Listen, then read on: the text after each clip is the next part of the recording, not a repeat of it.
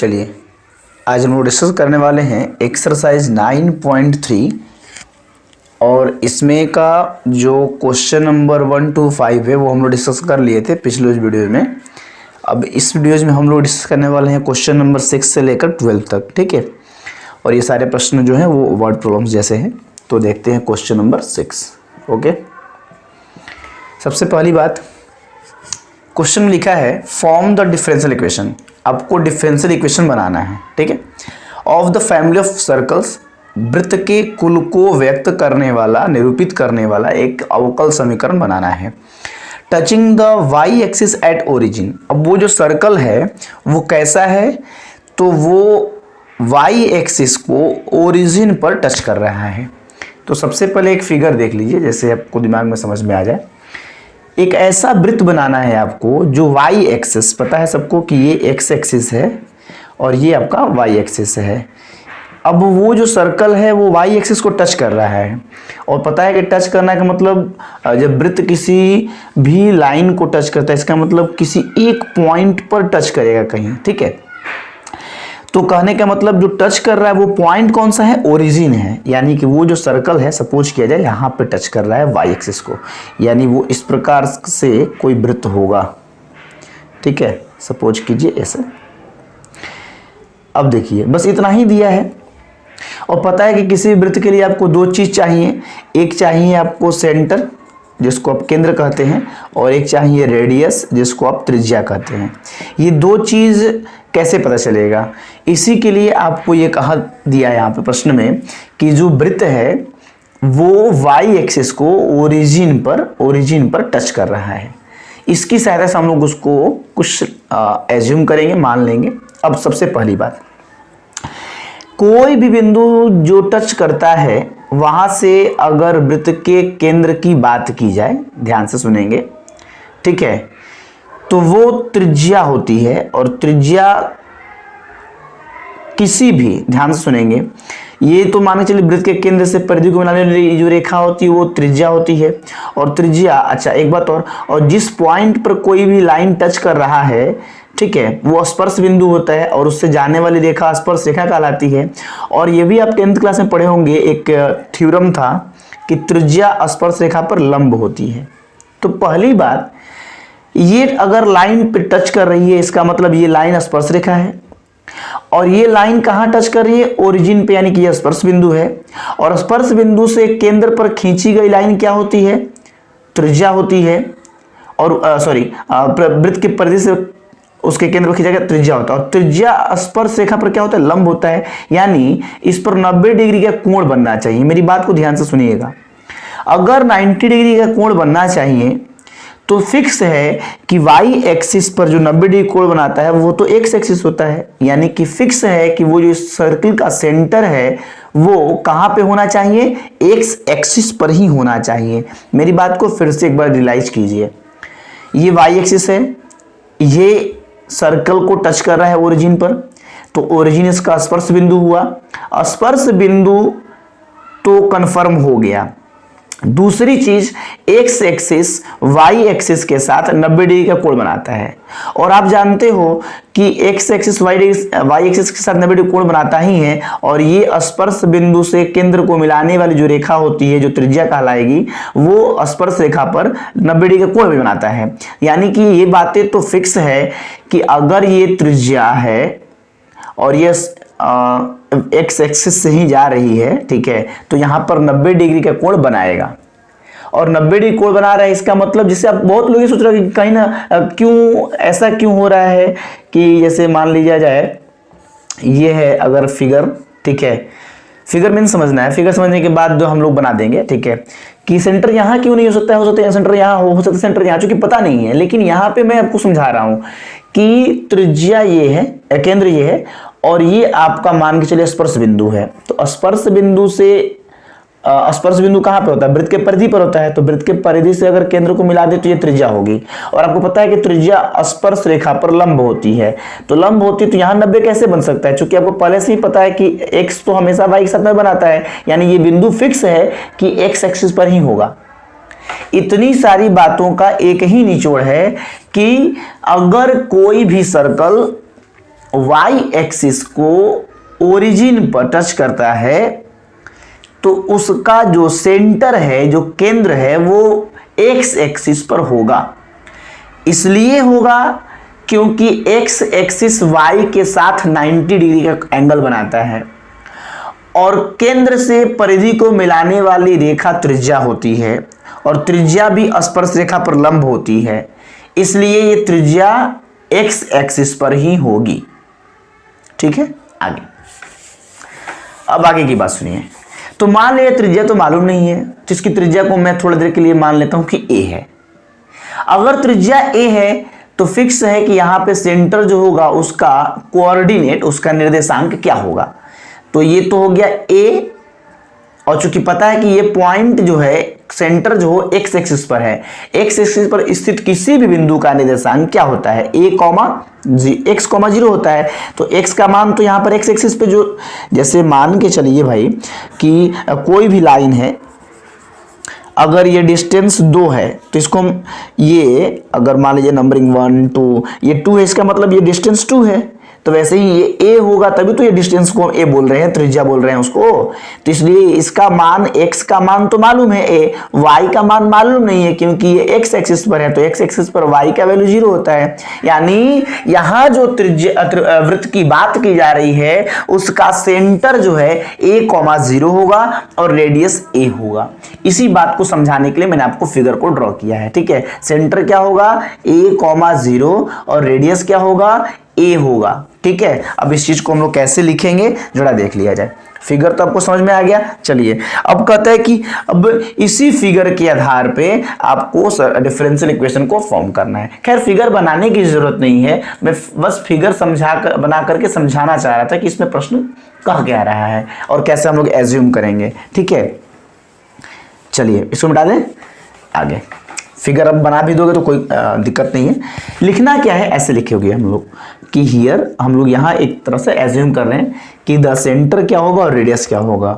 Here the centre of the circle, ठीक है, here the centre of the circle touching the, touch कर रहा है जो, टचिंग द वाई एक्सिस। ठीक है, centre of circle touching the Y axis, जो वाई एक्सिस को टच करने वाला सर्किल है उसका सेंटर कहाँ होगा, तो कहाँ टच कर रहा है, एट ओरिजिन। अगर उसको ओरिजिन पर टच कर रहा है, ठीक है, तो उसका जो सेंटर होगा वो कहाँ पे होगा, on, lies on the,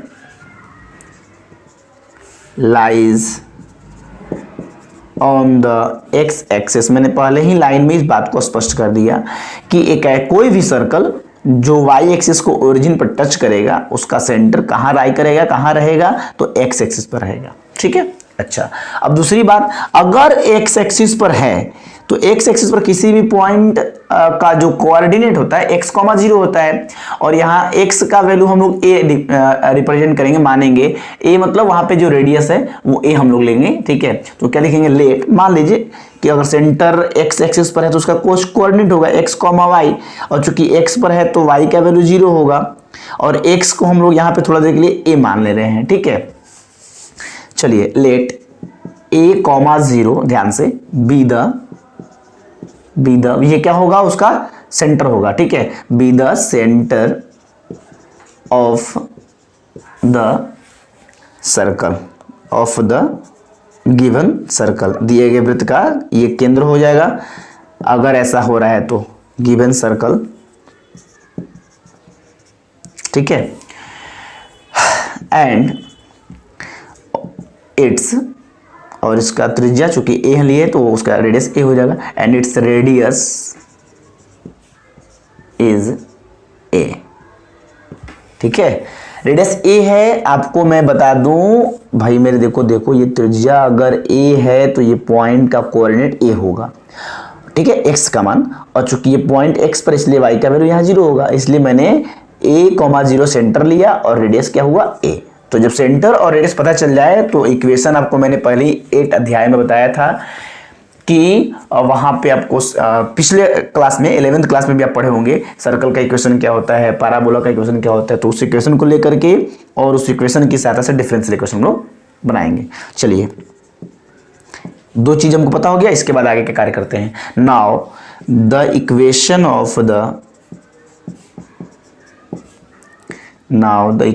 of the circle, family of circle एक ही बात हुआ, family of circle is given by, ठीक है। चलिए इक्वेशन क्या होता है सर्कल का, याद कर लें, x माइनस ए का whole square y minus B का whole square is equal to C square. कोई सी को h लिखता है, k लिखता है, इसको r लिखता है, कुछ भी लिखे, उससे कोई फर्क नहीं पड़ता है। कारण समझ लीजिए, यहाँ जो दिया गया है ये दोनों सेंटर का कोऑर्डिनेट है और ये रेडियस है, बस ये जनरल इक्वेशन होता है किसका, फैमिली ऑफ सर्कल का। तो जनरल इक्वेशन दिया है और इसके साथ साथ आपको क्या बनाना है, डिफरेंशियल इक्वेशन बनाना है, ठीक है। चलिए पहले जो वैल्यूज पुट है मालूम है आपको उसको पुट कीजिए।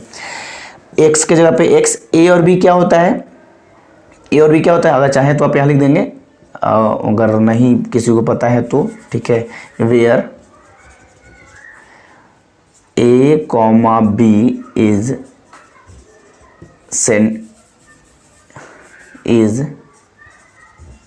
सेंटर एंड c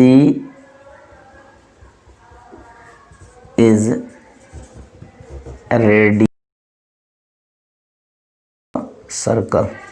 ए और बी क्या है, सेंटर का कोऑर्डिनेट है और सी क्या है, रेडियस ऑफ सर्किल है, ठीक है। ये जरूरी नहीं है, बस समझाने के लिए तक पता चल जाए। तो यहाँ पे क्या है, सेंटर का कोऑर्डिनेट क्या है, a, 0, तो a के जगह पे तो a ही रह जाएगा, x माइनस ए का होल स्क्वायर, y माइनस और b का वैल्यू क्या हो गया यहाँ पे 0, तो 0 का स्क्वायर, और c का मान क्या लिया हम लोग, c मतलब रेडियस, रेडियस क्या है आपका, देखिए यहाँ पे लिखा है रेडियस इज a, तो रेडियस a है। अब इसमें कितने कोऑर्डिनेट हैं, आर्बिट्ररी कांस्टेंट है एक, अगर एक है तो भैया इसका जो डिफरेंशियल इक्वेशन बनेगा वो एक ऑर्डर का बनेगा। तो अब इसको यानी कि एक बार डिफरेंशिएट करना होगा बस। अब जब आपको ये मिल जाएगा तो इसके बाद डिफरेंशिएट करना आपका कार्य है ना। पता है कैसे हम लोग बनाते हैं, 1 से 5 तक के प्रश्न आपको दिखाया गया है, उसमें बताया यही गया है कि किसी भी जनरल इक्वेशन, जनरल इक्वेशन मतलब उसमें आर्बिट्ररी कांस्टेंट प्रेजेंट रहेंगे, तो किसी जनरल इक्वेशन से हम लोग डिफरेंशियल इक्वेशन कैसे बनाते हैं, तो सबसे पहला काम है उस जनरल इक्वेशन से जितने सारे आर्बिट्ररी कांस्टेंट है उसको आप एलिमिनेट कीजिए, हटा दीजिए, गायब कर दीजिए। तो कैसे गायब होता है, तो आप उसको डिफरेंशिएट करते हैं और जितने नंबर होते हैं, मतलब जितने उसमें प्रेजेंट होते हैं नंबर में, जैसे यहाँ पर एक आर्बिट्ररी कांस्टेंट है तो एक बार डिफरेंशिएट करेंगे, 2 होगा तो 2 बार करेंगे, ठीक है। और उतना बार करके हमको उसी को इक्वेशन को किसी भी प्रकार से सॉल्व करके उसको हमको क्या करना होगा, डिफरेंशियल इक्वेशन में कन्वर्ट करना होगा। चलिए इसमें एक है तो हम एक बार डिफरेंशिएट करेंगे, लिख देते हैं, पहले इसको थोड़ा सा सॉल्व कर दे, एक लाइन और छोटा हो जाएगा। x माइनस ए का होल स्क्वायर तो क्या हो जाएगा, ए स्क्वायर प्लस ये हो जाएगा आपका A square minus 2ax, A plus B का होल स्क्वायर आप उसको तोड़ देंगे, प्लस y माइनस 0 y होगा, y का square Y square is equal to a, ठीक है। कोई दिक्कत यहाँ तक तो नहीं होना चाहिए, ओके। अच्छा c का वैल्यू a था ना, स्क्वायर तो स्क्वायर नहीं लिखेंगे आप, छूट गया था ना, plus a square cancel out हो गया। अब आपको क्या करोगे, वेरिएबल एक तरफ कर दो, कांस्टेंट एक तरफ कर दो, सिंगल कांस्टेंट बचता है तो हम लोग एक तरफ कर देते हैं ताकि उसको डिफरेंशिएट कर दो, फटाफट 0 ही हो जाएगा। तो ये x स्क्वायर, ये प्लस y स्क्वायर, ये माइनस 2x उधर जाएगा तो क्या हो जाएगा, प्लस 2ax, फिर x जो गुना में उसको बटा में कर लेते हैं। इस प्रकार से हम क्या कर दिए, जितने सारे वेरिएबल वाले हैं वो उसको एक तरफ कर दिए और जितने सारे कांस्टेंट वो एक तरफ हो गए। इतनी बातों को आप अगर क्वेश्चन समझ रहे हैं तो लिखने की जरूरत नहीं थी, बस मुझे समझाना ये था कि कहाँ पर सेंटर होगा, कहाँ पर रेडियस होगा और क्यों सेंटर उसके एक्सिस पर ही होगा, और एक्सिस पे है तो उसका कोऑर्डिनेट क्या होगा, फिर रेडियस को हमने a माना तो उस आधार पे सब कुछ लिखा गया है, ठीक है। फिर ये मेन है इक्वेशन के आधार पर आप उसको सॉल्व करेंगे। चलिए अब सब कुछ हो गया है तो अब इसको क्या करेंगे, एक वेरिएबल एक आर्बिट्ररी कांस्टेंट प्रेजेंट है इसलिए एक बार इसको डिफरेंशिएट करेंगे, ठीक है। चलिए इसको हटाते हैं और डिफरेंशिएशन दिखाते हैं आपको। इसको क्या आ गया है, X square plus Y square बटा में X square is equal to 2a, ठीक है, यही है ना, X square plus Y square बटा में x is equal to 2a। चलिए नीचे में क्या लिखेंगे, now on differentiating both sides with respect to x we get. चलिए कीजिए उसको, कैसे करेंगे, u बाई भी है, u बाई भी का फॉर्मूला क्या होता है डिफरेंशिएशन में, तो पहले नीचे वाले को v का स्क्वायर कीजिए, फिर ऊपर में v को बाहर कीजिए और u जो दिया था उसको डिफरेंशिएट कीजिए। तो चलिए एक बार थोड़ा फॉर्मूला बिठा देते हैं ताकि पता चल जाए। v को बाहर किए, u को डिफरेंशिएट करेंगे, u में आपका है X square plus Y square, तो इसको डिफरेंशिएट करेंगे, फिर माइनस u को बाहर करेंगे मतलब X square plus Y square और v को डिफरेंशिएट करेंगे यानी x को करेंगे, और ये तो 2a तो कांस्टेंट है तो 0 ही हो जाएगा। कोई दिक्कत कष्ट परेशानी यहाँ तक नहीं होनी चाहिए, है ना। आगे देखते हैं, बहुत ईजी है, कुछ दिक्कत नहीं है। चलिए अब क्या कीजिएगा, यहाँ पे बटा में जो एक्स उसको गुना भेज दीजिए उधर, इधर ऊपर में क्या बचेगा x। अब ये X square plus Y square को डिफरेंशिएट करेंगे तो पहले एक्स स्क्वायर को करेंगे एक्स के रिस्पेक्ट में, तो एक्स स्क्वायर का हो जाएगा 2x, फिर वाई स्क्वायर को करेंगे तो वाई स्क्वायर को पहले वाई के रिस्पेक्ट में, तो वाई स्क्वायर का होगा 2y, और फिर y को करेंगे x के रिस्पेक्ट में तो उसका हो जाएगा dy बाई डी एक्स, यानी उसको हम लिखेंगे y डैश, है ना, लिखते हैं ना, माइनस ये हो जाएगा एक्स स्क्वायर वाई स्क्वायर और dx बाई डी एक्स तो 1 हो जाएगा, इधर 0 इंटू ये बटा लो उधर गुना में चला जाएगा तो एक्स स्क्वायर।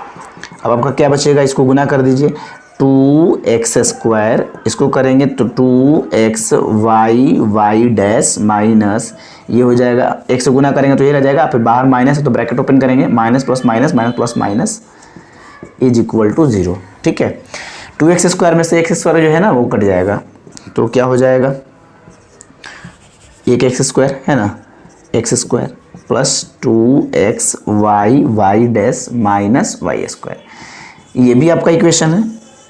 ठीक है, यही आपका डिफरेंस इक्वेशन है। एक चीज़ और, कभी कभी ना वो इक्वेशन को हम लोग y इज इक्वल टू करके लिखते हैं ना, एफ एक्स ऐसे, तो वो हमेशा क्या करता है, कोशिश करता है कि अगर x और y दोनों बच जाए तो थोड़ा सा इस ढंग से लिख दिया जाए कि y को एक तरफ x को एक तरफ, तो कोई ज़रूरी नहीं है वैसे।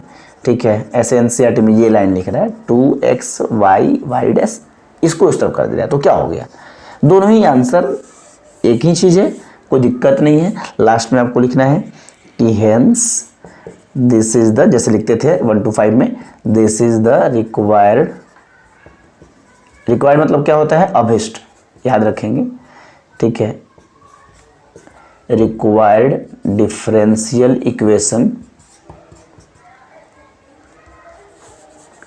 रिक्वायर्ड अवकल समीकरण या डिफरेंशियल इक्वेशन, ठीक है, of the given family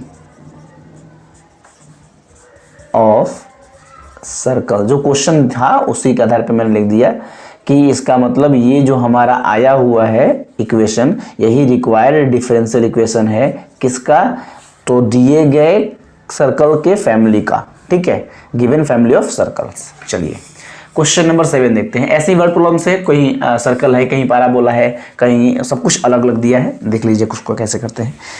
question number 7 discuss करते हैं।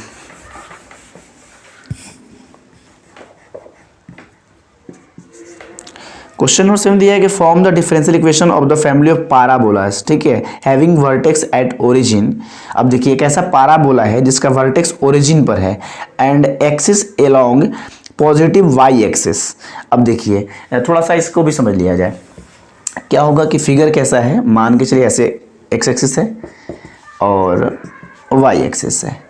अब वो कहता है कि इसका जो फिगर है, form the difference of the family of parabolas having vertex, उसका जो शीर्ष, पैराबोला कैसा होता है, मान लिया ऐसे होता है, उसका जो शीर्ष बिंदु है, ठीक है, वर्टेक्स जो है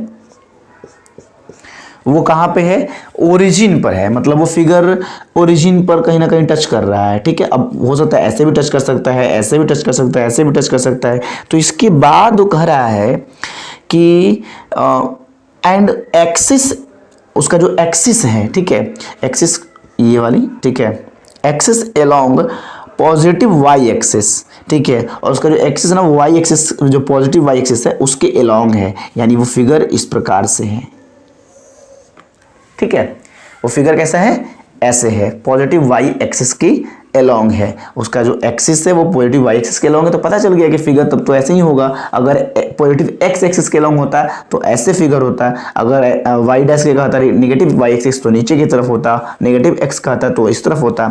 ठीक है, चलिए अगर ये फिगर बन गया तो फिर फिगर बनने के बाद अब हमारा जो इक्वेशन वो मिलना आसान हो जाता है। अब देखिए तो इसका इक्वेशन क्या होगा।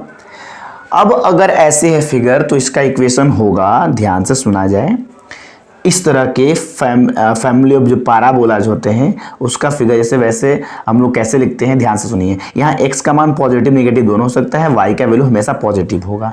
इसका मतलब उसका जो इक्वेशन बनाएंगे वो होगा x² = 4ay। यहाँ पे क्या होता है, आप x का मान पॉजिटिव रखिए तब भी y का मान पॉजिटिव होगा, और x का मान नेगेटिव रखिए तब भी y का मान पॉजिटिव होगा। देख लीजिए, अगर मैं 1 रखूँ तब भी स्क्वायर करने पर प्लस आएगा, और अगर -1 रखें तब भी प्लस होगा, है ना। तो यहाँ अगर कोई भी मान रखेंगे x का तो पॉजिटिव आएगा तो y का वैल्यू पॉजिटिव ही निकलेगा। तो इस फिगर में ही दिखा रहा है कि आप जैसे सारणी अगर कोई बनाएंगे तो x का मान पॉजिटिव ले तब भी y का मान पॉजिटिव ही होगा, x का मान नेगेटिव ले तब भी y का मान पॉजिटिव ही होगा, ठीक है। तो इसका मतलब यही है कि इसका जो पाराबोलाज होगा इक्वेशन वो x² = 4ya होगा, ठीक है। ये कैसे कैसे है 8 अध्याय में हम लोग सब कुछ दिखाया गया है कि किधर साइड होगा तो उसका इक्वेशन क्या होगा, कैसे हम लोग फॉर्म करते हैं, ठीक है। फिलहाल आगे फिगर समझ में आया। y एक्सिस के अलॉन्ग है तो और ओरिजिन को टच करता है तो उसका इक्वेशन होता है x² = 4ay। चलिए अब देखिए नीचे में क्या लिखते हैं, स्टार्ट करते हैं। बस लिखने के बाद तो आसान है, बस वो समझना ही फिगर में कि कौन सा लगाएंगे हम लोग। तो हियर लिख देंगे the equation of the family of parabolas, ठीक है, parabolas having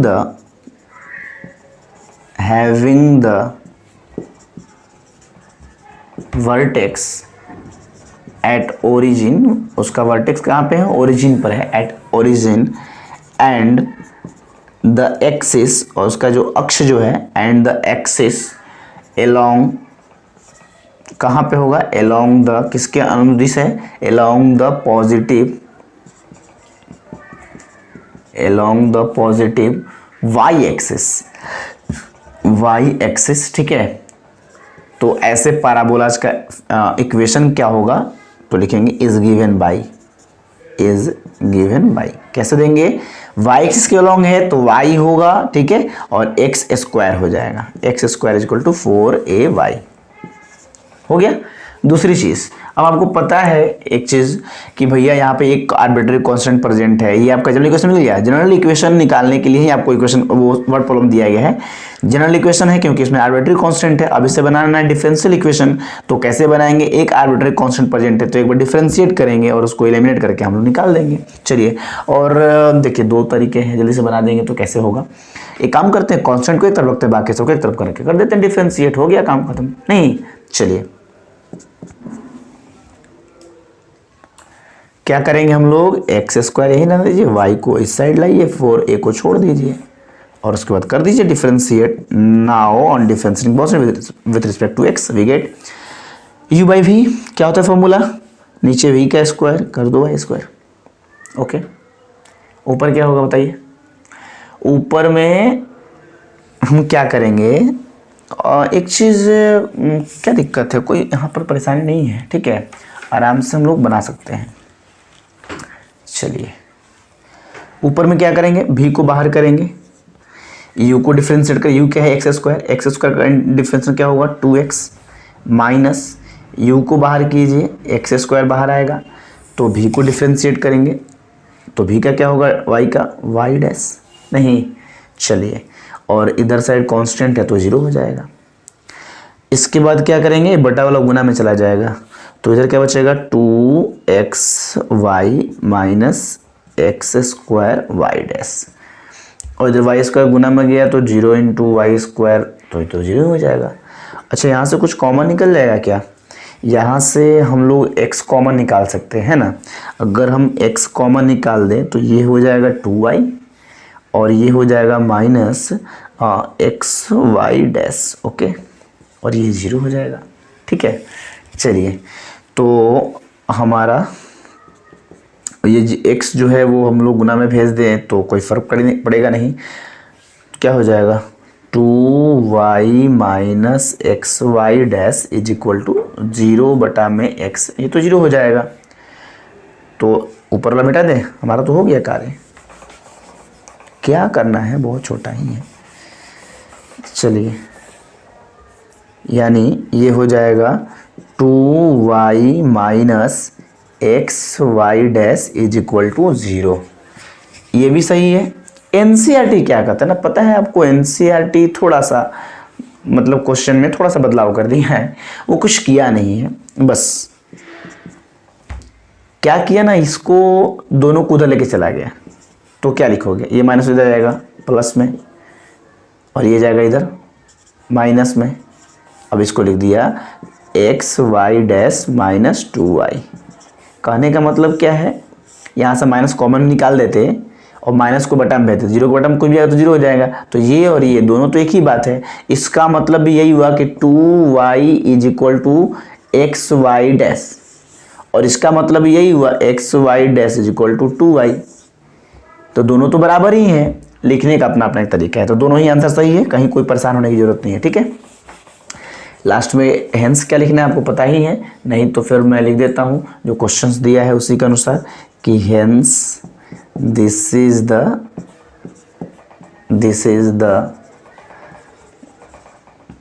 required differential equation, ठीक है, of the given family of parabolas. दिए गए जो पैराबोला के परिवार हैं, ठीक है, तो उसके रिक्वायर्ड डिफरेंशियल इक्वेशन को ये इक्वेशन क्या करता है, रिप्रेजेंट करता है, यह है। ठीक है, क्वेश्चन नंबर 8 देखते हैं।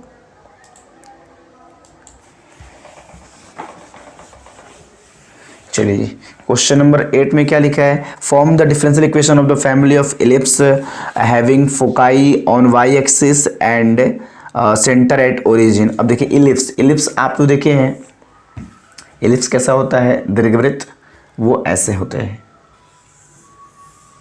ठीक है, और इलिप्स का इक्वेशन क्या होता है, एक्स स्क्वायर बटा में ए स्क्वायर वाई स्क्वायर बटा में बी स्क्वायर। ठीक है, और इज इक्वल टू 1। अब यहाँ पे क्या क्या बोल दिया है कि एक ऐसा इलिप्स जो है उसका फोकाई वाई एक्सिस पे है, वाई एक्सिस पे है फोकाई, इसका मतलब आपको कोई परेशान होने की जरूरत नहीं है। ठीक है, वाई एक्सिस पे है या एक्स एक्सिस पे है तो उससे कोई फर्क पड़ने वाला नहीं है। आगे देखिए क्या कहते हैं, और सेंटर ओरिजिन पे है तो ठीक ही है, ओरिजिन पे सेंटर है। देखिए अब मैं बताता हूँ, एक ऐसा बन सकता है इलिप्स और एक ऐसा इलिप्स बन सकता है, थोड़ा समझिए। ठीक है, या तो वर्टिकल होगा या हॉरिजॉन्टल होगा। तो यहाँ पे तुमको दिखाना नहीं कि कौन सा बड़ा है कौन सा छोटा होगा। तो फोकाई वाई एक्सिस पे होगा, तो वाई एक्सिस पे फोकाई होने का मतलब कि ऐसा होना चाहिए फिगर। ठीक है, और अगर एक्स एक्सिस पे होगा तो ऐसा फिगर होगा। ध्यान से, एक्सिस पे होगा, एक्स एक्सिस पे उसका फोकाई तो वो यहाँ पे होगा या यहाँ पे होगा। ठीक है, और अगर वाई एक्सिस पे है तो ऐसा होगा। तो इस इक्वेशन को देखने से कैसे पता चलेगा कि ए बड़ा है कि बी बड़ा है। ठीक है, तो कोई वैल्यू रहता तो हम लोग इसको बड़ा लेते, इसको छोटा लेते, पता चल जाता कि हाँ वाई वाला के नीचे वाला बड़ा है, इसका मतलब कि वो वर्टिकल है, वाई एक्सिस पे उसका फोकाई है। ठीक है, फोकाई मतलब वो फोकस को हम लोग प्लूरल वर्ड में लिखा है, तो दो होते हैं ना फोकस, दो फोकस होते हैं, इसलिए इसको हम फोकाई बोलते हैं। जैसे रेडियस को क्या बोलते हैं, रेडियाई बोलते हैं, रेडियस, इसका प्लूरल क्या होता है, रेडियाई। ऐसे ही फोकस और इसका क्या होता है, फोकी। ठीक है, या फोकाई, जो भी कहना है कहिए। ओके, तो बात समझ रहे हैं। अगर वाई एक्सिस पे है तो वाई एक्सिस की तरफ थोड़ा सा फिगर जो है ना वो ऐसा होगा, मतलब वाई एक्सिस के अलॉन्ग होगा, वर्टिकल होगा। तो वाई एक्सिस के भी हो तो भी ऐसे ही लिखेंगे। हाँ, यहाँ पे एक बात ये होना चाहिए केवल कि बी वाला जो है वो ग्रेटर देन ए है, तो उससे वहाँ पे कोई थोड़ा ना वैल्यूज पे इसका फर्क पड़ रहा है, इसलिए कोई फर्क नहीं पड़ने वाला है। आप आराम से इसको बना सकते हैं, कोई टेंशन नहीं है। ठीक है, चलिए आगे देखते हैं। तो मेरा इक्वेशन मिल गया ये, तो हम दिखा देंगे भाई बी ग्रेटर देन ए है, मतलब वाई वाला के नीचे वाला बड़ा है, मतलब वो वर्टिकल है। ठीक है, और कोई बहुत बड़ा इफेक्टेड नहीं है इस इक्वेशन पे। तो लिख देते हैं हम लोग नीचे में कि हियर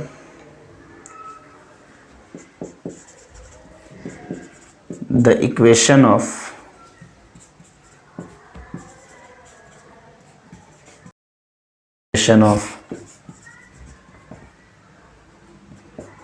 फैमिली ऑफ इलिप्स,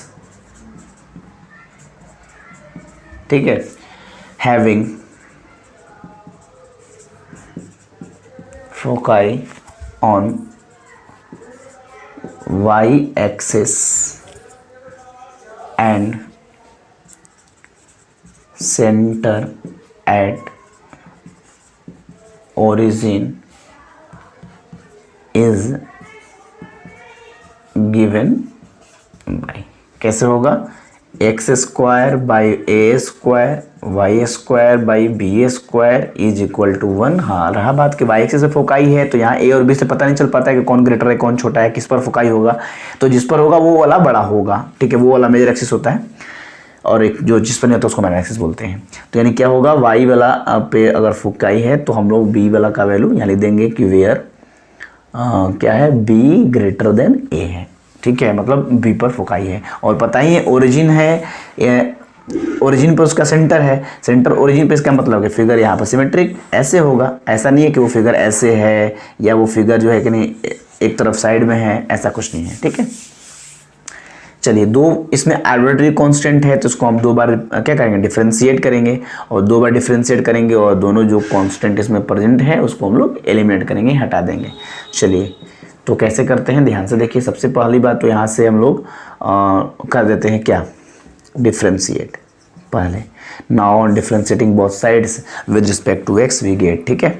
तो क्या होगा, यहाँ पे 1/a² आपका कांस्टेंट है, बाहर आएगा, एक्स स्क्वायर का होगा 2x, 1/b² कांस्टेंट है, बाहर आएगा, y² को हम लोग करेंगे तो y² का क्या होगा, एक बार y के रिस्पेक्ट में करेंगे तो 2y, और फिर y का करेंगे x के रिस्पेक्ट तो dy/dx, और dy/dx को क्या लिखते हैं, y डैश, एक तो कांस्टेंट है 0 हो जाएगा, ये हो गया 2x अपॉन a² और ये हो गया 2y डैश बटा में b² इज इक्वल टू 0। यहाँ तक तो किसी को कोई परेशानी नहीं होना चाहिए।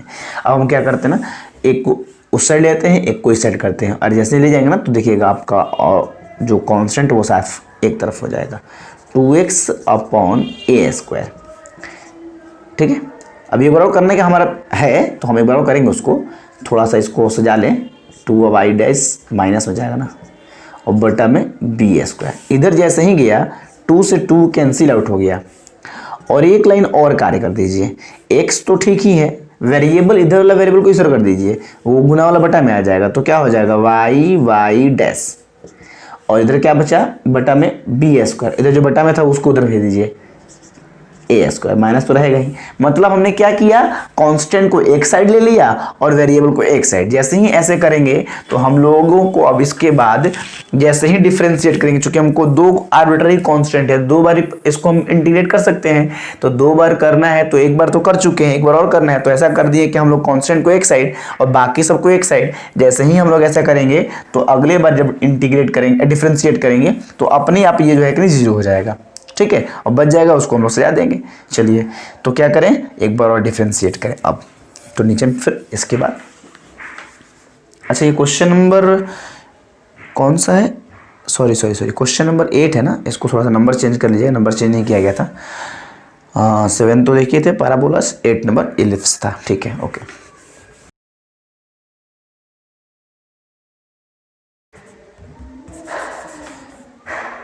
ठीक है, लिख देंगे नाउ अगेन ऑन डिफरेंशिएटिंग, एक पुनः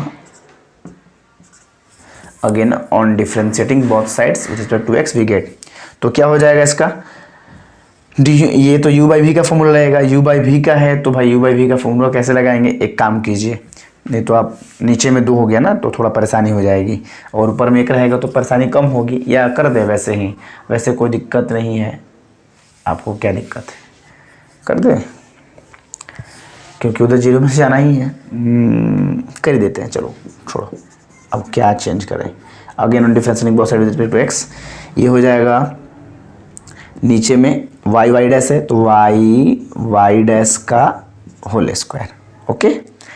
ऊपर में क्या होगा, v बाहर आएगा, y डैश को बाहर करेंगे और u को डिफ्रेंशिएट करेंगे, तो u आपका x है, तो x का क्या होगा डिफ्रेंशिएशन, एक बार लिख देते हैं, नहीं तो फिर गड़बड़ हो जाएगी क्योंकि थोड़ा सा लंबा है ना।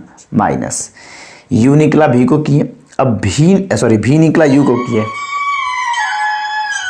एक मिनट ठहरिएगा तो थोड़ा कॉलिंग हो जाता है पता।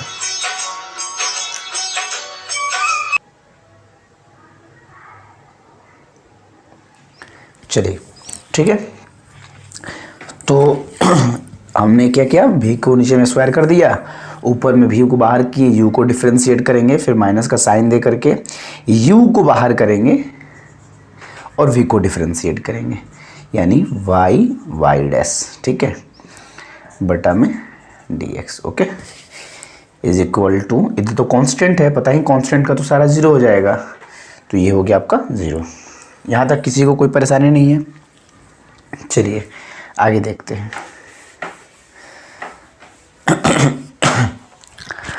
अब क्या होगा, इधर साइड में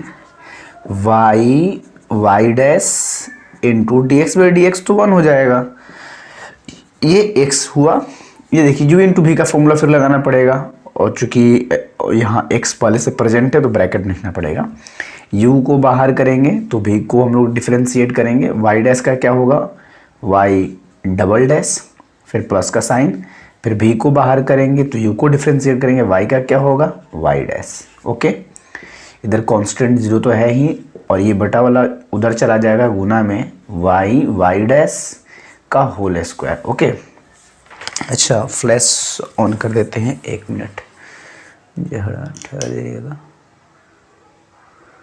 यहाँ पे, तो ठीक है। चलिए ओके, तो अब क्या होगा यहाँ पे, ये हो जाएगा आपका y डैश, ठीक है, माइनस x से अंदर गुना कर दे, उससे पहले अंदर वाले को थोड़ा सजा दिया जाए, y double dash plus y dash का होल स्क्वायर, और ये हो जाएगा जीरो।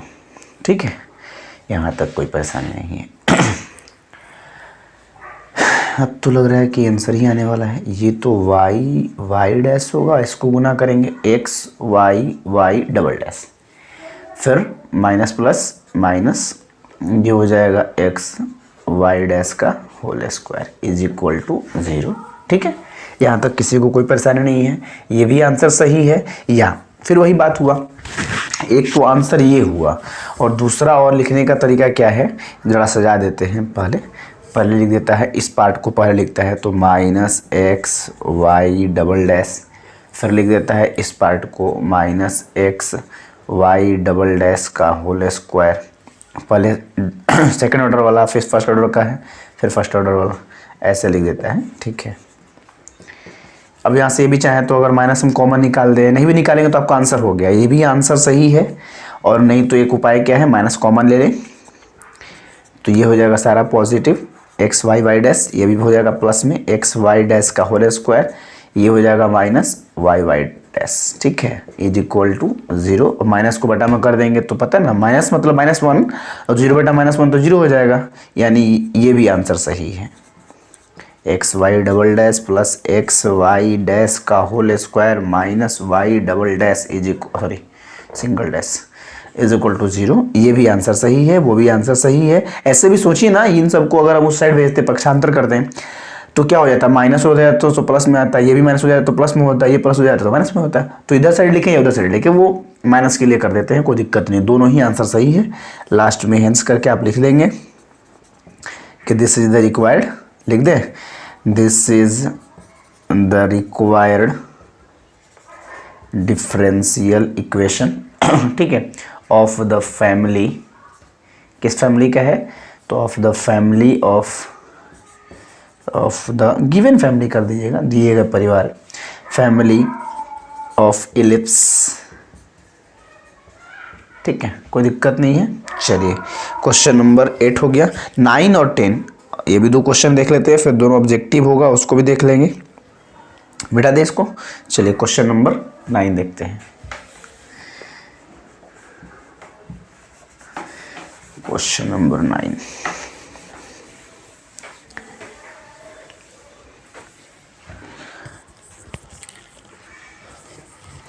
क्वेश्चन नंबर 9, ठीक। तो क्वेश्चन नंबर 9 देख लेते हैं। क्वेश्चन नंबर 9 में क्या है, इसमें कहता है कि form the differential equation of the family of hyperbolas having foci on X axis and centre at origin. देखिए हाइपरबोला का क्या इक्वेशन होता है आपको पता ही है, डायरेक्टली दीजिए यहाँ पे कि here the equation of the family, ठीक है, the equation of the family of hyperbolas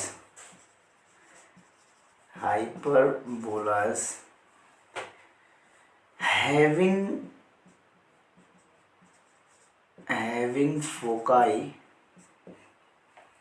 on x axis। फिर वही बात है, x एक्सिस पर x के नीचे वाला बड़ा होगा, x एक्सिस, ठीक है, एंड सेंटर एट ओरिजिन, और केंद्र तो वही है, ओरिजिन इज गिवन बाई, क्या होगा फॉर्मूला क्या होता है इसका, X square by A square minus Y square by B square. X axis पर उसका फोकाई है, इसलिए एक्स के नीचे वाला जो है वो बड़ा होगा, ठीक है, इज इक्वल टू 1 नीचे में, वैसे बड़ा होगा उससे कोई फर्क नहीं पड़ता, लिखा है ना लिखे कोई दिक्कत नहीं है, बस आपको पता ही है 2 आर्बिट्रेरी कांस्टेंट है, दोनों से इसको फ्री करना है तब इसका डिफरेंशियल इक्वेशन बनेगा। 2 आर्बिट्रेरी कांस्टेंट है इसलिए इसको हम डबल डिफरेंशिएट करेंगे, 2 बार करेंगे, एक बार फर्स्ट ऑर्डर का है फिर उसको एक बार डिफरेंशिएट करेंगे, सेकंड ऑर्डर आ जाएगा, बस। चलिए, और जैसे 8 नंबर था वैसे ही सेम क्वेश्चन 9 भी बनेगा, तो जल्दी से कर लेते हैं, फटाफट इसको करते हैं एक बार।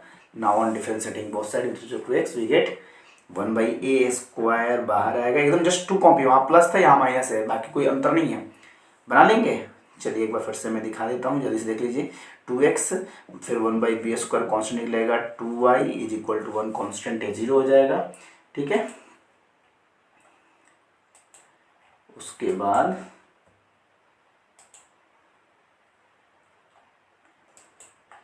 चलिए, अच्छा एक चीज छोटी गया, वाई स्क्वायर को वाई के रिस्पेक्ट में ना 2y होगा, और फिर y को करेंगे ना x के रिस्पेक्ट में dy बाई dx को क्या लिखेंगे y डैश, एक कॉन्स्टेंट 0, ठीक है, कोई दिक्कत नहीं यहाँ तक। फिर यहाँ पे क्या होगा 2x बाई ए स्क्वायर, और ये हो जाएगा minus 2y Y dash by B square is equal to 0। Same question मैंने कहा तो बस उसमें प्लस था इसमें माइनस था, तो आप इसको क्या करेंगे, इसके बाद जस्ट उसी के जैसा जैसे 8 नंबर बनाए हैं वैसे ही बना लीजिएगा। इसके बाद का स्टेप एकदम जस्ट 2 कॉपी है, 2x बाई ए स्क्वायर ये माइनस हो जाएगा तो प्लस हो जाएगा, 2y Y dash by B square, 2 से 2 कट जाएगा, फिर x हो जाएगा, और उसके बाद इधर हो जाएगा x, ये जो कांस्टेंट जो वेरिएबल उसको एक तरफ, जो कांस्टेंट उसको एक तरफ कर दीजिएगा, x by Y Y dash, इधर हो जाएगा आपका b बटल हो जाएगा, तो ए स्क्वायर ऊपर बी स्क्वायर नीचे। इसके बाद एक बार और डिफरेंशिएट करें हम लोग, जैसे 8 नंबर था सेम क्वेश्चन है, यहाँ सिर्फ माइनस था तो क्या होगा, तो पूरा 0 ही होता, ये भी उसके बाद ये 0 हो जाएगा। इसको जैसे मैंने किया था 8 नंबर में सेम एकदम सेम जस्ट 2 कॉपी है, कोई चेंज कोई अंतर नहीं है। ना अगेन की बात कर लीजिएगा, जो आएगा वही आंसर होगा, ठीक है, कोई दिक्कत, कर लेंगे। इसके बाद 8 नंबर जैसे क्वेश्चन बनाया है, हाँ ठीक। क्वेश्चन नंबर 10 देख लीजिए, क्वेश्चन नंबर 10, क्वेश्चन नंबर 10 क्या है, इसमें लिखा है कि form the differential equation of the family of circles having centre on, बड़ा ध्यान देखिएगा, ठीक है, form the differential equation of the family of circles having centre on Y X and radius 3 unit. इसमें क्या फिगर है, अच्छा उसका फिगर कुछ इस तरह का सा हाइपरबोला, ठीक है, इस तरह का कुछ फिगर होता है, इलिप्स को ही कट करके 2 साइड कर दीजिए, ठीक है। चलिए ये देखिए, इसमें क्या है कि आपको एक बनाना है सर्कल, ठीक है, और सर्कल का जो सेंटर है वो वाई एक्सिस पे है, ठीक है, और एंड रेडियस 3 यूनिट्स। और देखिए मान के चलिए कि सर्कल का जो सेंटर है वो वाई एक्सिस पे है, तो मान के चलिए इस तरह से होगा कुछ, है ना, पता नहीं है क्या है कहाँ है, कुछ नहीं पता है, वाई एक्सिस पे सेंटर है ये पता है सिर्फ, तो वाई एक्सिस पे है तो स्वाभाविक सी बात है कि वाई एक्सिस पे होने के बाद उसका कुछ ना कुछ ऐसा कोऑर्डिनेट होगा सेंटर का। तो अगर किसी भी पॉइंट का कोऑर्डिनेट एक्स कोमा वाई होता है, लेकिन ये वाई एक्सिस पर है तो एक्स का वैल्यू क्या हो जाएगा, 0 होगा। तो हम इसको क्या मान लेते हैं, 0 कोमा वाई सपोज करते हैं ऐसे, ठीक है। दूसरी चीज़, इसका कुछ ना कुछ रेडियस होगा, रेडियस भी पता नहीं है लेकिन इसमें दिया है रेडियस 3 यूनिट है, रेडियस 3 यूनिट है तो रेडियस तो 3 पता चल गया, ठीक है। अब रेडियस 3 है लेकिन ये वाला हमारा 0y है तो जो होगा वही रहेगा, क्या दिक्कत है। एक बात और, आपको पता है कि सर्कल का इक्वेशन क्या होता है, x माइनस ए का होल स्क्वायर फिर प्लस y माइनस बी का whole square is equal to c का स्क्वायर। ए और बी सर्कल का जो सेंटर है उसका कोऑर्डिनेट होता है। इसमें भी y है, ये भी y माइनस वाई 0 हो जाएगा, इसलिए हम इसको ना थोड़ा चेंज कर देते हैं, कुछ दूसरा अंक ले लेते हैं, a b c कुछ भी, तो हम b ले लेते हैं, ठीक है। चलिए बाकी सारा वैल्यू इसमें पुट कर देंगे तो देखते हैं क्या होना चाहिए। चलिए नीचे ले देंगे, here the equation of the, ठीक है, family of circle, family of circles having center on y-axis and radius, ठीक है, radius 3 units is given by, formula होता है x माइनस ए का whole square plus y minus B का whole square is equal to C square, okay. अब हम यहाँ पे वैल्यूज पुट कर देते हैं, जरा वैल्यूज कैसे पुट करेंगे हम लोग, लिख देंगे x माइनस ए और b सेंटर का कोऑर्डिनेट है तो a का वैल्यू क्या है 0 whole square plus y minus B का वैल्यू क्या है, हमने b को b ही मान लिया है तो b का होल स्क्वायर और c क्या है यहाँ पर 3 तो 3 का होल स्क्वायर। फिगर को हटा देते हैं, इसके बाद देखिए हम क्या लिखते हैं यहाँ पे ब्रैकेट में पूरे एक्सप्लेन के साथ लिख देते हैं कि सिंस, चूँकि red centre, since centre of the circle is 0, b and radius is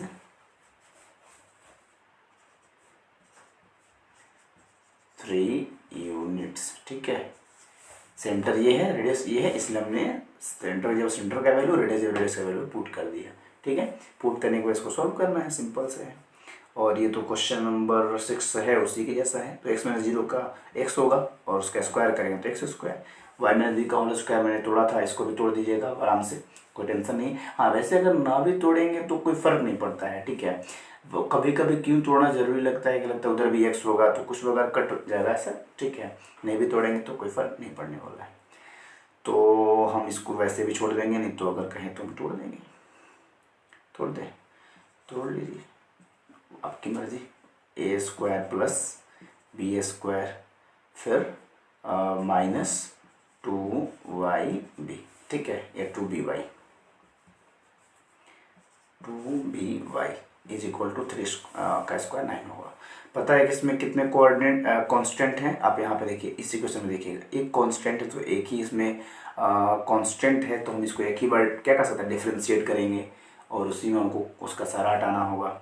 चलिए देखते हैं, यहाँ पर भी इसको सजाना तो है नहीं क्योंकि सब तो दिख ही रहा है हमें। अच्छा ये कांस्टेंट को ना एक तरफ कर दिया जाए, नहीं, और फिर इसमें भी कुछ तो कांस्टेंट बच ही जाएगा।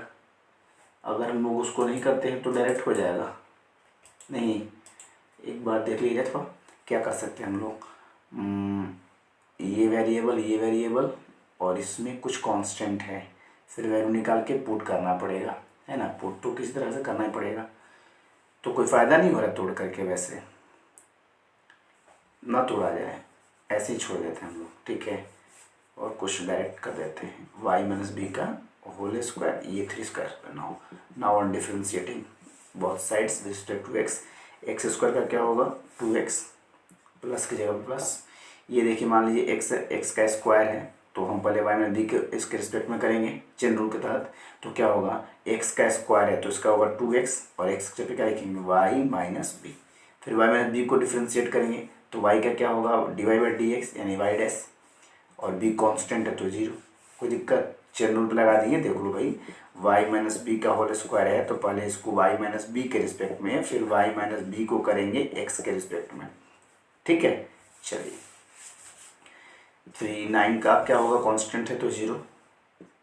ये हो गया आपका 2x plus 2y minus B, ये हो जाएगा आपका y डैश। यहाँ तक किसी को परेशानी नहीं है, ये 0। ठीक है, अब देखिए इन दोनों को अलग अलग कर दो, 2 से 2 क्या हो जाएगा, कट जाएगा, नहीं तो 2 कॉमन निकाल के बटन में भेज दीजिए, जो करना हो कर सकते हैं। तो नेक्स्ट लाइन में हम एक काम करते हैं, इधर से 2x, ठीक है, और इसको उधर भेज देते हैं अगर, तो हो जाएगा -2y minus B Y dash. 2 से 2 कैंसिल आउट हो जाएगा। अब देखिए यहाँ पे एक ही बार डिफ्रेंशिएट करना था, हमने एक बार डिफ्रेंशिएट कर दिया, इसके बाद भी मेरा कांस्टेंट रह गया है, आर्बिट्रेरी कांस्टेंट। तो इसके बाद का क्या उपाय है, इसके बाद का उपाय यही किया, तो इसका मान निकाल करके इसके वैल्यू को हम लोग पुट कर दें। इसको इक्वेशन बना देते हैं हम फर्स्ट, यहाँ से वाई माइनस बी का मान निकाल करके जो आएगा उसको यहाँ रख देंगे, तो अपने आप वाई माइनस बी हट जाएगा, यानी कि बी ही हट जाएगा। तो एक्स यहाँ पे क्या आ जाएगा बटा में, आपका हो जाएगा माइनस वाई डैश। ठीक है, माइनस भी डाल दें भाई, चाहे वाई छोड़ दीजिए, वाई डैश को इधर कर दीजिए। ये हो गया Y minus B, negative side में। अब अगर मैं आपसे पूछूं, थोड़ा इसको हटा देता हूँ, तब आप लास्ट बात करेंगे हम लोग।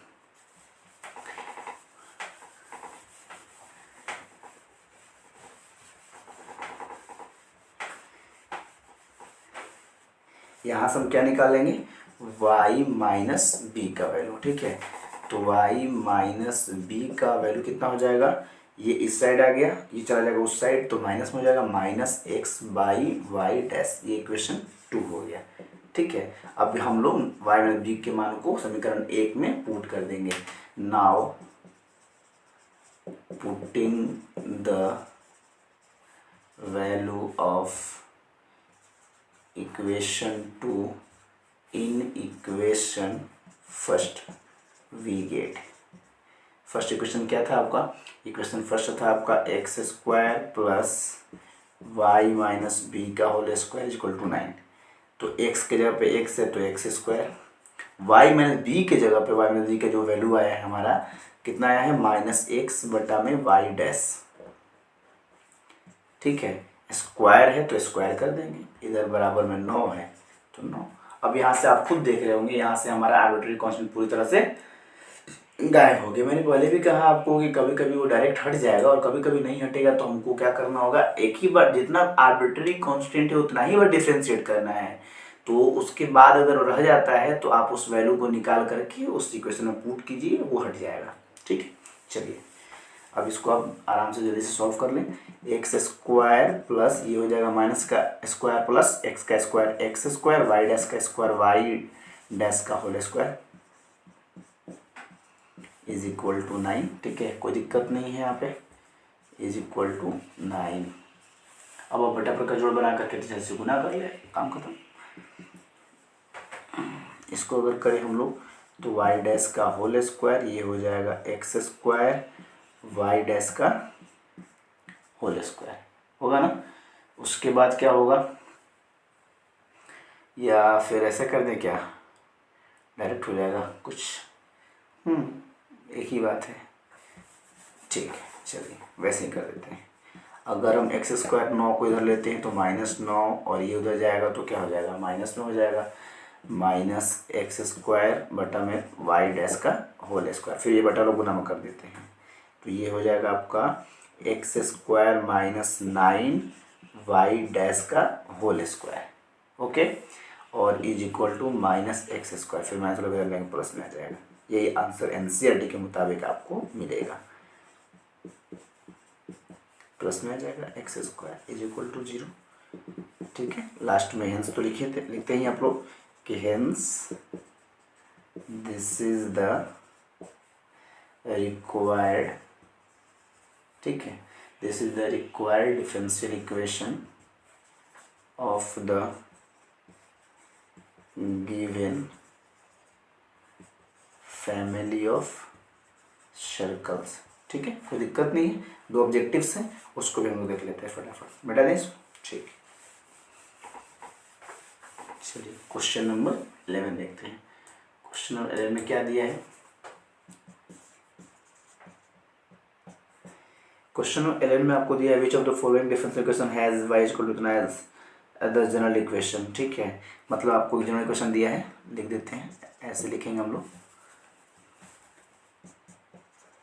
Here the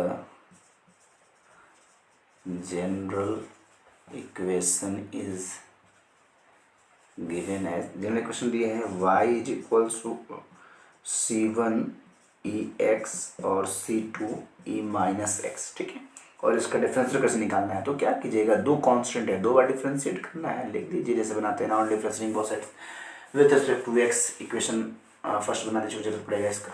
y का क्या होगा, एक बार डिफरेंशियल करेंगे y डैश, ओके। ये हो जाएगा c1 बाहर आया, ex का तो ex ही होगा, c2 बाहर आया, c2 बाहर तो e माइनस एक्स, तो e माइनस एक्स ही होगा, लेकिन x का कोफिशिएंट जो भी होगा वो गुना में आ जाएगा, यानी कि y dash is equal to c1 ex minus c2 e minus x, plus minus minus हो जाएगा, ओके। एक बार कर दिए, एक बार और डिफरेंशिएट कीजिए, again on differentiating both sides to x. Y dash का क्या होगा, डबल डिफरेंशिएशन में वाई डैश हो जाएगा, c1 फिर बाहर ex का तो ex ही होगा, c2 फिर बाहर e माइनस एक्स का e माइनस एक्स होगा, लेकिन x का कोफिशिएंट फिर माइनस बनाएगा गुना में, ये हो जाएगा y double dash c1 e के पावर x फिर minus minus plus c2 e के पावर माइनस एक्स। फिर ये इक्वेशन फर्स्ट से देखिए y ही आ गया है, तब तो y डबल डैश, और इसको हम क्या लिखेंगे, y फ्रॉम इक्वेशन फर्स्ट। ठीक है, अब ये y इधर ले लेंगे तो y double dash minus y is equal to 0। यही y डबल डैश को ना वहाँ पे ऐसे लिख दिया, तो पता ही है आपको नोटेशन, d2y/dx² भी लिख सकते हैं। ठीक है, d2y/dx, देख आ रहा है कि नहीं आ रहा है, नहीं थोड़ा सा मिस हो रहा है, एक मिनट ऊपर लिख देते हैं, तो इसको हटा देते हैं, ऊपर वाला लाइन क्या हो जाएगा यहाँ पे, ये हो जाएगा आपका d2y/dx² minus y is equal to 0, यानी option number B is correct. ठीक है, क्या लिखेंगे लास्ट में कि hence option B is correct. ठीक है, कोई दिक्कत नहीं है। एक लास्ट क्वेश्चन है, मिटा दें इसको, क्वेश्चन नंबर 12। क्वेश्चन नंबर 12 में क्या कर रहा है कि आपको एक which of the following differential equation has y equal to x as one of its particular solution. ठीक है, आपको एक पार्टिकुलर सॉल्यूशन दिया है और कहता है कि क्या होना चाहिए, किसका ये पार्टिकुलर सॉल्यूशन हो सकता है, तो परेशान होने की जरूरत नहीं है।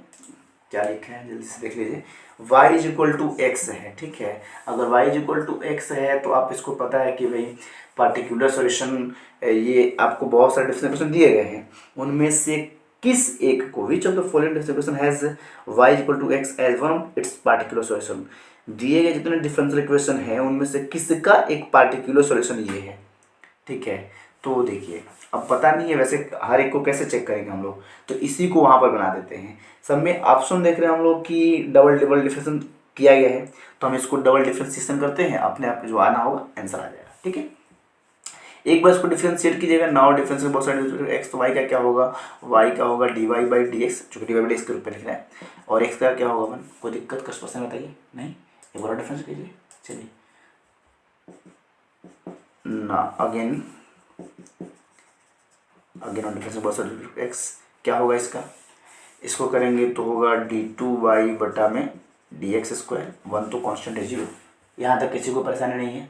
ठीक है, अब चलिए, अब हम लोग क्या करते हैं, ये हमारा इक्वेशन फर्स्ट है, ये इक्वेशन सेकंड है, ये इक्वेशन थर्ड है। अब आपके पास 4 ऑप्शंस दिए गए हैं, प्रत्येक ऑप्शंस में ना y का वैल्यू, dy/dx का वैल्यू, d2/dx² का वैल्यू पुट कीजिए और देखिए कि इसका LHS और RHS आपस में बराबर आ रहा है। ठीक है, जिसका LHS RHS बराबर आएगा तो आप समझ जाएंगे कि ये उसका पार्टिकुलर सॉल्यूशन है, क्योंकि उसमें जो इक्वेशन दिया है आपको मैं ऐसे लिख देता हूँ, मैंने तो दिखा। समीकरण 1 में रखेंगे, मान लीजिए अब रखते हैं हम लोग बारी बारी से सारे ऑप्शंस में।